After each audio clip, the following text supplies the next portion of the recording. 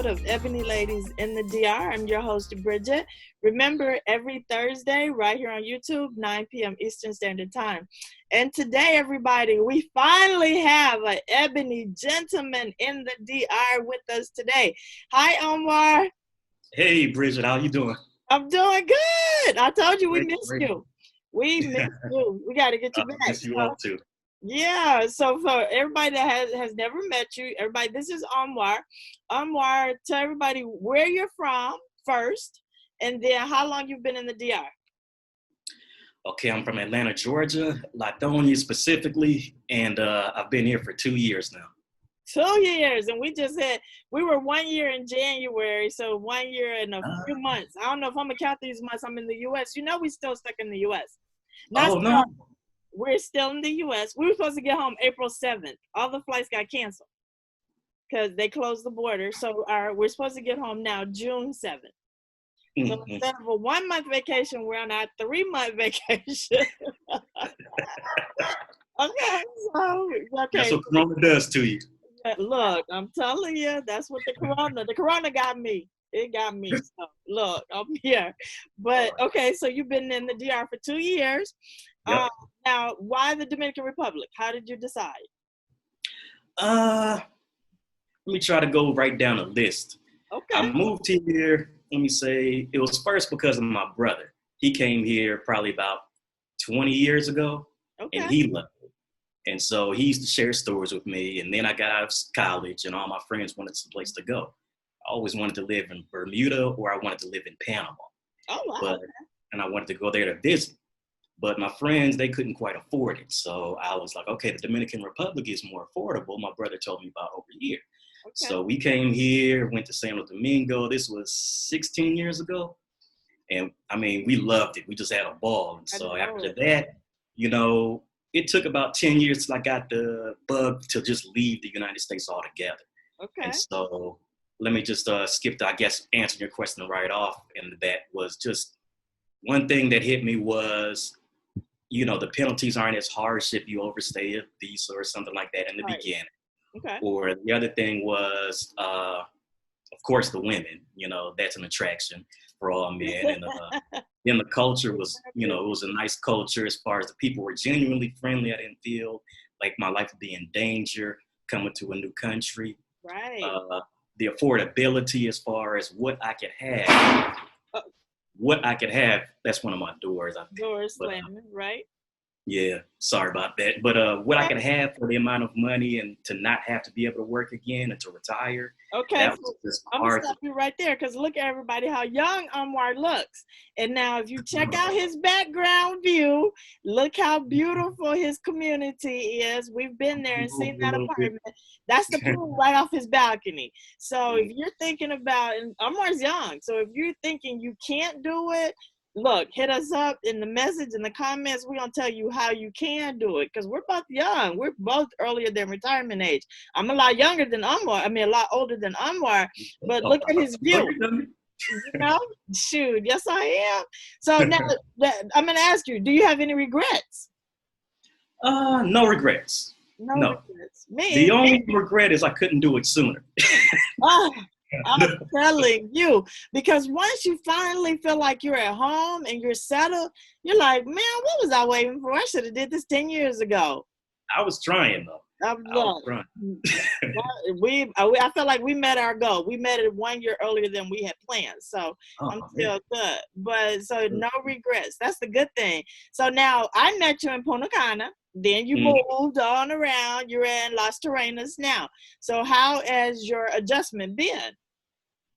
The adjustment was pretty smooth when I first came here. I liked it because you have the mountains and you have the beach almost within walking distance of each right, other. that's the difference. And then I liked it where I could walk down like the catwalk, and so it felt in a way to where I could walk around a little bit more from place to place. Okay. And so that made it an easy adjustment for me. Good. So now you know the show is all Ebony Ladies in the DR. Ebony Ladies in the DR. So Okay, they met a great. bunch of Ebony Ladies. So you're the first, the first Black African American man that I've actually had a chance to interview on the show. I have other Black men that I've met, but you're the first one on the show.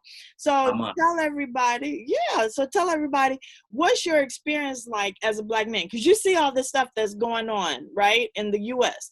Just another Black man was killed on the street in Minneapolis. And before that, the Black guy was jogging. So do you feel like, and I posted on my Facebook, and I've been catching a lot of flack because I said, and I quote my own self, I said, I don't care what people say about the Dominican Republic, they're not killing Black men on the street. So now how do you feel as a Black man in the DR? What's your experience? I feel pretty safe. That's pretty much what attracted me here from that standpoint. Right. I mean, I don't feel I can't erase what does exist here, as Right. far as everybody knows, it's no secret, even though some people will deny it, that they have a different way of looking at color here. Right. Everywhere else in the world, most of them, not all of them, but most of them would be considered Black people. Right. And here they look at a different shade of Black person.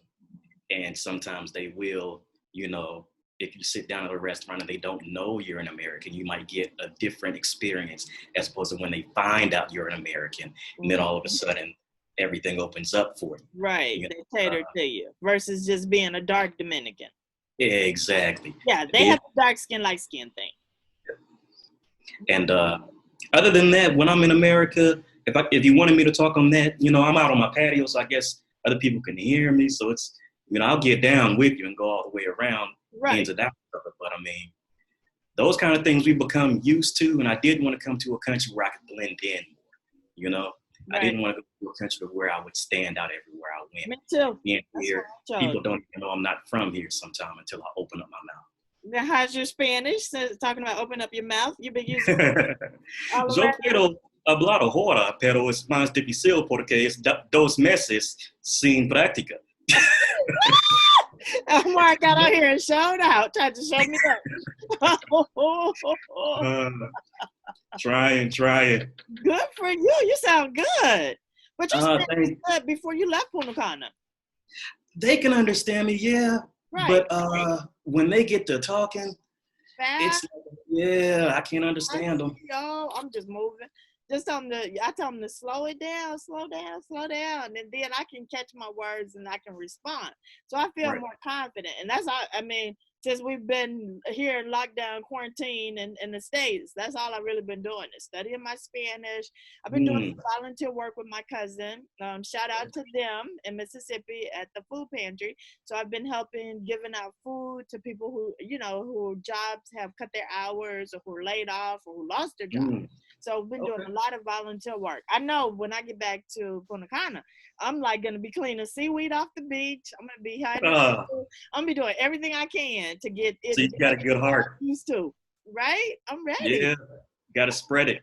I'm ready. So now I looked up some stats for your province. Yours is Samana province. It says you all only have 21 cases. Is that correct? Yeah. Well, I just looked on, they have a different, I don't know which one you're looking at, but they have another little, I guess, a local newspaper here. Okay. And I think they moved up to about 33 today. It was like, okay, so it didn't go since I checked. I checked it, I think, last night, so they hadn't updated. 21, 33, y'all into 50, y'all doing great. And it said only one death. Is that still accurate? That's accurate. Yes. That's accurate. Okay, in our province, we're La Alta Garcia and Punta Cana, so we're up to 109 cases, but still only one death, which is really good. So now, are you going out? Are you wearing your mask? Yeah, I always wear my mask. I'm not going out for the most part. Really, just staying in? Yeah, it's getting, you know how it is. Everybody's real boring around these times, but you go out to grocery shop and that kind of stuff. And then in the beginning, I was going to the beach solo, but they started to get a little bit more strict here, which I can respect. Okay. Yeah, they're trying to keep their cases down under 50. That's great, because that's a crowded area. Right. It's a really crowded area. So good. So now what about your pool? I see the pool empty. I know when I was there, it was a party at the pool. So the pool's been empty. They can't use the pool? They just opened it up. What's today? Wednesday? They just opened it up. I think they had it, let's just say this weekend. Yeah. Okay. So I know at home, Crocodile Pool is open. So I know as soon as I get home, I'm going to the pool. Because I think the chlorine will kill the corona. I don't know. I'm not gonna be swimming in a mask. I'm gonna ride my bicycle up to the pool with my mask on, and then I'm gonna enjoy the pool like normal. I can't wait. Right. I'm ready. I'm just ready. waiting for you. I am. So when are we gonna see you again in Punta Cana? I'm not sure right now. Right now, I think at least till Christmas time. Okay, so around Christmas time. Okay. So you did a 6 months lease. You're doing another lease?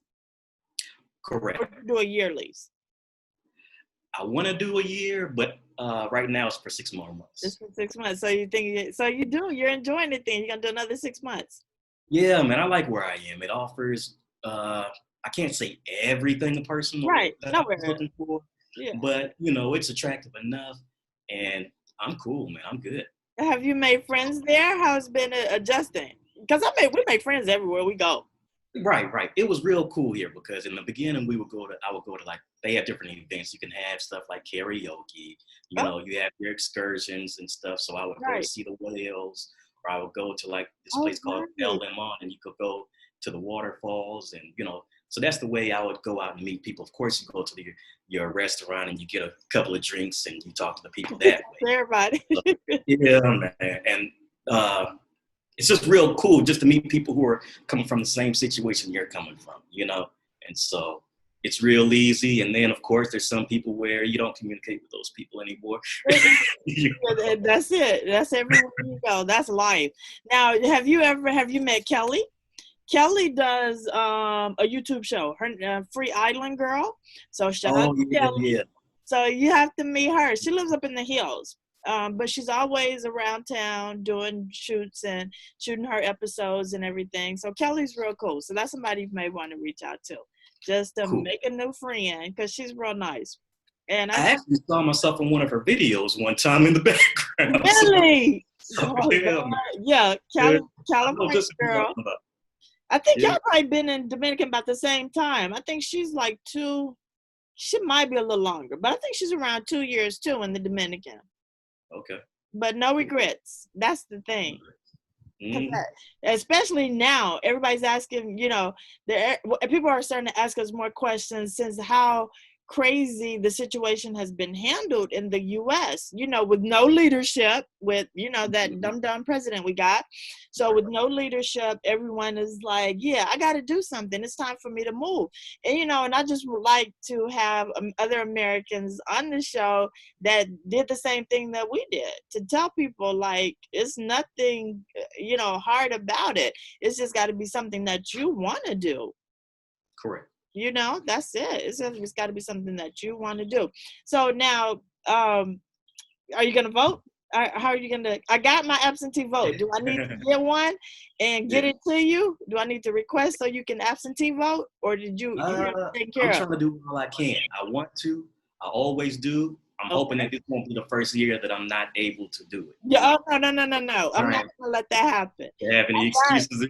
No excuses. No, we got to vote Trump out of office. I am just adamant. So whatever I can do, if you need me to get you absentee voting information, I'll send it to you, because I got ours. And I'm going to take care of ours, and leave it here so they can mail it out for us. Okay, yeah, that would be cool. Yeah. Yep, I'll get it for you. All right. Now, what are they, the government or the mayor of your Samana, what are they doing for the people out of work?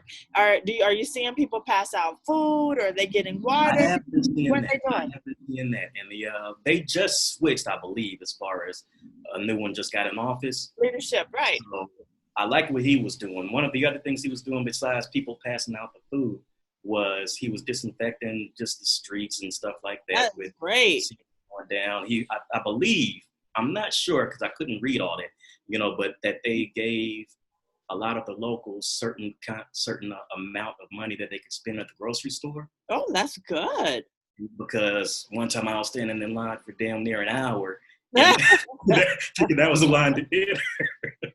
But that was a line for people who had, whatever, I guess, help that they were getting from the government. So Right. Well, that's good. That's a good thing. And now, do y'all have a curfew? Yeah, man. They had curfew it used to be from 5 o'clock to 6 o'clock in the morning. Okay. But now they've extended it to from 5 a.m. just to 6 a.m. 1 hour? 5 p.m. to 6 a.m. Oh, 5 p.m. to 6 a.m. Yeah, but now it's 7 p.m. till 6 a.m. Oh, wow. So they just gave y'all a few extra hours out. Okay, yeah. So during non-curfew hours, you can go out and be about. Now, what's open? That's the thing. It's kind of, I guess because I've been out of communication with a lot of people right now, I don't really know how free you are to do whatever you want to out there. Because I've heard some instances where you can't really be on the beach in big groups right now. Right. If you go and you just want to be by yourself and exercise, you might be all right. But anyway, besides that, the only thing open is like the banks and, grocery store. And they've opened up new places now where you can, order your food or they'll bring it out to you. But as far as sitting down at the restaurants, I don't really see that same. Well, you see this going on in the U.S. The cases are going up, and they're still opening up. Restaurants are open. You can go dine in a restaurant. Some restaurants have their restriction where you have to have on a mask. A lot of the grocery stores have, because I'm in between Mississippi and Tennessee. So I'm at my dad's in Mississippi, and then I go to my mom's in Memphis. And it's some places you have to have on a mask to go into the store. Some places you don't. A lot of restaurants wide open. You can go and dine in. They're not practicing social distancing, nothing. And you're watching the news every day. The cases are up, up, up, up, up. But still, the mayor of Memphis, the mayor of Mississippi, they're still opening up these cities. And it's like, are you kidding me? Yeah. And so it's like, oh my God. When I see the numbers in the Dominican, I'm like, shoot, we need to get home. Yeah, it scared me when I was first out here because you want to know, how do you handle this? Because nobody's ever been through that before. Nobody's ever been through it. I had 4 people back, 4 family members who had it back in the United States. Oh, and really? They're doing okay?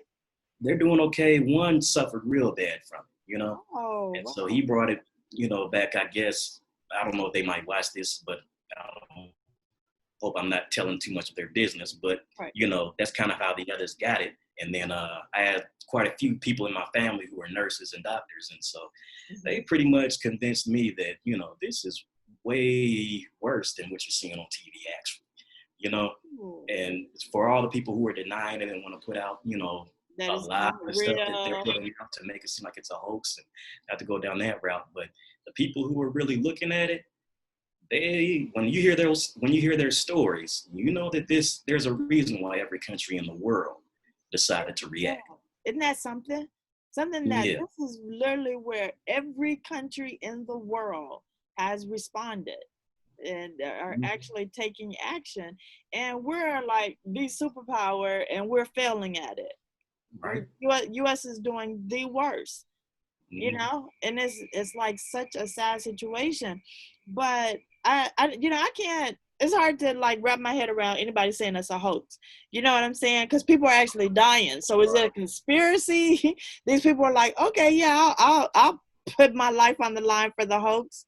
It just doesn't make sense. And so what about your grocery stores? Do you have all of your supplies? You getting everything you need? Oh, yeah. Everything is perfectly fine when you go now. In the beginning, it was a little bit more, I can really compliment the way that they've handled this situation. Good. When it first happened, they would only let so many people in the store at one time because they didn't want people panicking, I guess, or buying up everything at one time. And, you have, our grocery stores aren't as big as the United States, at least here. And so with that, you didn't want to have so many people in a small space at that time before they knew exactly what was going on. I think a comfort level for a lot of people now is because they've discovered, what age group some of, Right. Yeah. things happen, how the weather affects different things, how you can wash and clean, and how you have to be around it for a certain length of time to catch a certain amount of viral load. So Okay. understand all that. I think Y'all it's have more information than we do.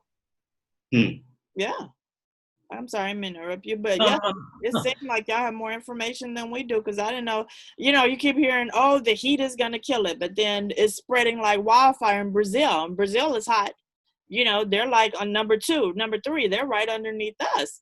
And so it's like you get to the point where you don't really know what to believe, but, just try to wash my hands whenever I can, wear my mask. I think we're going to be in quarantine, but at home, only because we have our dog with us. We're going to be able to go home, but they're going to require we stay quarantined for 14 days once we get back to the Dominican. But, my friend Sharon, we've been, Sharon. Sharon came down with us. So we've been, she's been taking care of the house and doing everything. And so she said things are starting to open back up. The curfew is lifting where she's able to get out and go do her walk every morning. And like some of the other smaller businesses have started to reopen. So I feel good. I'm not going home fearful at all. Now, do you, when it first started, did you wish you were in the U.S. versus in the Dominican? Hell yeah. Really? I didn't want to get sick out here. See, we have insurance. I've been sick there. I had bronchitis in the Dominican. And I went to the doctor. I was fine. Davlin goes to the clinic, to our hospital, and he sees the doctor because he's on high blood pressure medicine, and he has to go on a regular basis. So I was like, shoot, I felt comfortable. Everybody that I talked to in Dominican, I was like, shoot, y'all better be glad y'all in the U.S. But now, as things are turning around, they're like, oh, I bet y'all wish y'all were at home. I bet y'all wish y'all were in the Dominican. It's crazy in the United States. I was like, see? Yeah. I've seen it. Yeah. Over here, with the hospitals, the thing that got to me was they would ship you to Santo Domingo. Because the hospitals weren't prepared for that kind of, for the incubator, they call, basically the breathing machines and all that kind of stuff that you had back. So that was the main fear in the beginning was, okay, we don't know how many people are going to get it. You don't want to go to that small little hospital where people don't know what to do. Right. So that was the kind of fear. And then you don't know if you really believe the numbers here because this is a tourist country. So you don't want to steer away, where a lot of your business comes from. That's true. And they may be downplaying so you're thinking maybe they're downplaying the numbers in Punta Cana just because they're getting ready to open back up and they want the tourists to start coming back. That's a thought. I would just say to include, you never know, Right. That's it. What you can do is try to be safe and be smart. Yeah. That's it. You never know. But Jersey City is a big tourist city too, because it was whale watching season, and so that they lost a lot in their economy during that time. Because I know a lot of people were going to whale watch, and then after Corona hit, everything was canceled. Yeah, they also have a big festival here around Easter. Oh, really? That's huge on the beach where they come out with all these tents and singers come and perform, and it's just really big. And so they had to cancel that. So they took a big hit. The entire country. Oh, right. Yeah, the whole time. Yeah, because the PGA tournament was going to be in Punta Cana. Because me, Davlin, and Sharon, we're all volunteers. So they rescheduled it. I think it's for September now, which I think it'll happen in September. Good. I'm glad to still be able to get something. Yeah, there are a lot of things that were supposed to go on this year. So, I just said everything will happen when it's supposed to happen. Yeah, it'll happen when it's supposed to happen. But you look really good. You look healthy. So, thank you. I appreciate it. Well, you and I, we always trying to get outside and do something to stay active. Oh, but I gained so much weight, Omar. We're in the South. Atlanta is just like Memphis, just like Mississippi. So we'll have one meat, but we'll have 3 sides. So you have barbecue ribs, you got potato salad, you got baked beans, you got candy yams, and I'm eating all of it. I'm baking cake, I've been baking pies. I'm gonna go home just fat, you know, but it ain't gonna take me long to get back in shape because we don't have a car. So I'll be on my bike, you know me, riding my bike around. Yeah, it's out of 1 week you'll be back. Yeah, so I know it's gonna take long, but geez.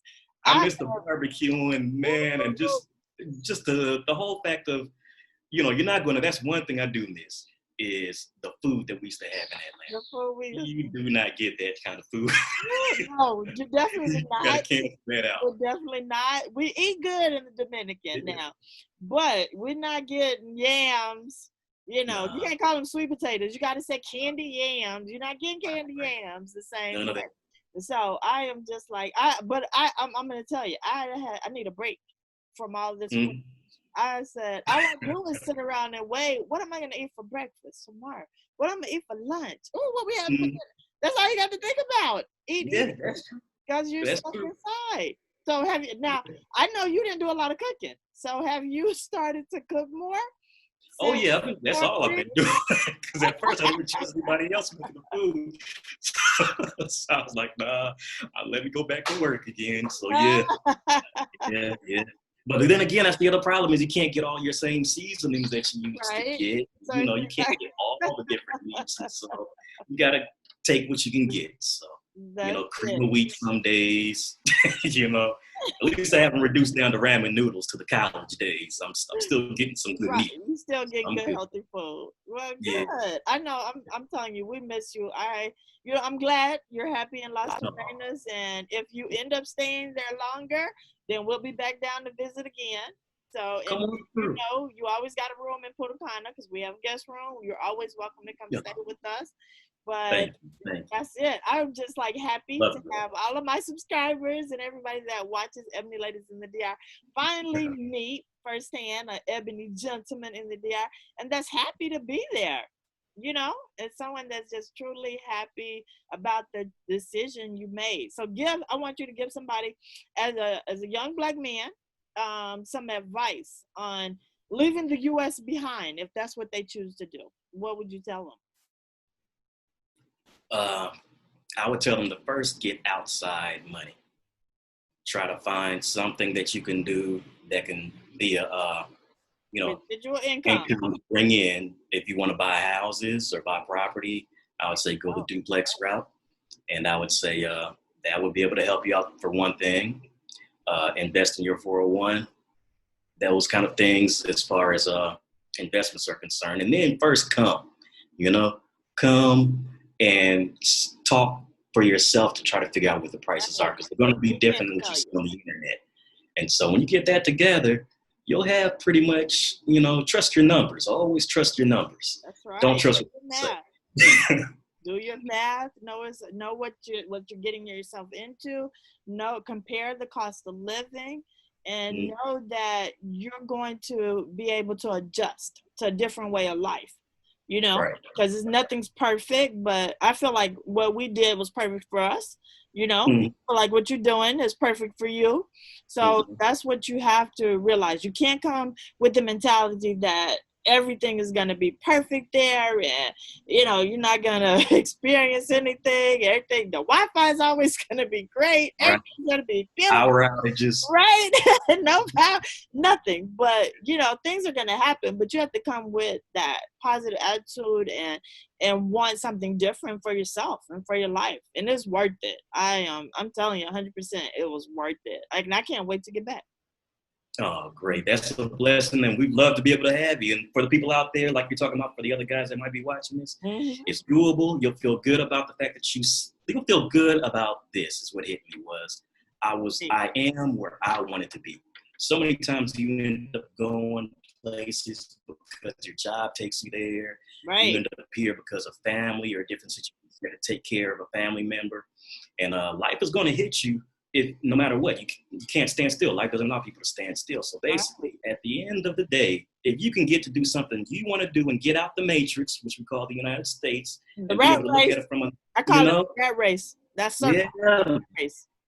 Because it is, and that cheese at the end of the maze sometimes isn't worth it. So it's good to be able to have options. That's the last thing I would say is increase your options, be where you want to be, and if you can do that, because not everybody can do it, then count your blessings. That's right. I feel like we are definitely blessed, and and it's not because we were lucky. It's because we planned for it, because we worked towards it, and we did it. So that's the thing.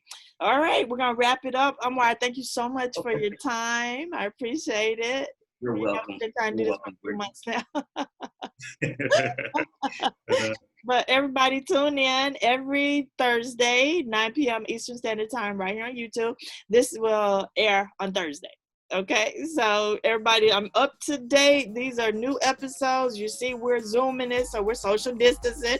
We're not sitting next to each other. Actually, we're different countries right now, but we are both practicing social distancing, wearing masks when we have to, and so we want everybody out there to do the same. So we'll talk to everybody soon. Good to see you, and take care. Bye.